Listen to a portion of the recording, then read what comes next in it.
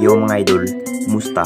Manrek mga sports, gabi nga pala ating pag-usapan, Barangay Nibra, Mikey Williams, tuloy na sa upunan ng Barangay Nibra at Gilas, Justin Brownlee, halimaw kontra bansang New Zealand. Pero bago na nga yan, kung bago pala sa aking channel, huwag mong kalimutan mag-subscribe at i-click ang notification bell para like kang updated sa latest upload pa natin.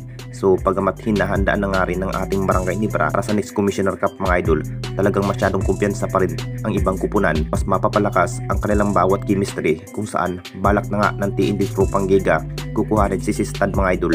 Naging free agent ang nasabing bigman na si Sistan. Success naman ang kupunan ng Barangay Nibra kay Troy Rosario dahil pumirma na nga ng panibagong kontrak sa kamay ng Jenkins. Ginajakpat na nga rin ang kupunan ng Barangay Nibra mga idol na may Troy Rosario bilang bigman. Masasabing mas lumakas na nga rin ang nagiging pursa ng ating Barangay Nibra next Commissioner Cup. Kinukonfirm na nga rin ng isa pang player na si Mikey Williams mga idol na matutuloy na nga rin sa upunan ng Barangay Nibra.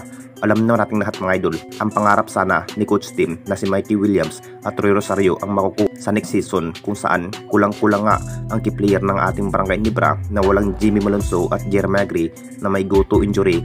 Gandang line-up na nga rin ni Coach Tim sa susunod na Commissioner Cup. Sabik na nga rin ang lahat mga idol kung gaano ka-impact na mapupunta si Mikey Williams. Hindi na nga rin hawak ng TNT Tropang Giga ang nasabing player na si Mikey Williams at matutuloy na nga rin sa next season ang nasabing guard na si Mikey Williams sa kupunan ng Barangay Nibra.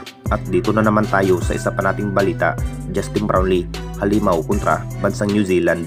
Alam naman natin lahat mga idol, panalo na nga rin ang Gilas Pilipinas sa bansang New Zealand mga idol. Naging dikdikan na nga ang laban dahil husay at 3-point shot pa rin ang New Zealand mga idol. Nakapagtala na nga ng ating best import na si Justin Brownlee na may 26 points at kay Soto na may 19 points. Gandang crucial ang naging laro ng ating best import na si Justin Brownlee. Si Scotty naman ang nagbigay buhay dahil sa passing skill ni Justin Brownlee at kay Soto. Akala na nga rin ng lahat mga idol na matitihado nga ang Gilas Pilipinas first up to second quarter.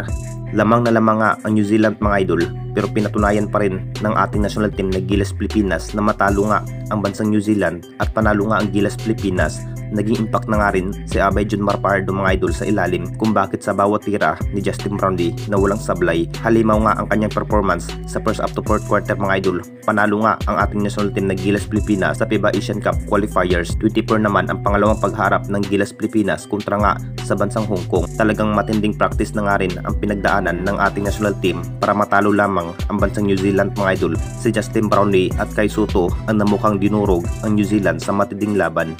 Anong masasabi ninyo mga idol tungkol sa ating video?